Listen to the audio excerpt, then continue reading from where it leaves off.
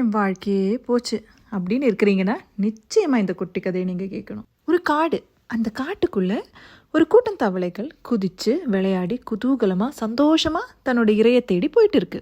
அப்படி போகிற வழியில் அங்கே ஒரு பெரிய குழி இருக்குது. அதை கொஞ்சம் தவளைகள் கவனிச்சுட்டு கவனம் போன 5 தவளைகள் அந்த குழிக்குள்ளார விழுந்துருச்சு. அதை பார்த்த மற்ற தவளைகள், ஐயோ இது இவ்வளோ பெரிய குழியாச்சே, இதில் இருந்து நிச்சயமாக தப்பிக்க முடியாது அப்படின்னு சொல்லி கிளம்பிடும். குழியில் இருக்கிற தவளைகள் பயந்து அழ ஆரம்பிச்சிரும் இந்த தவளைகள் சொல்கிறத கேட்டு.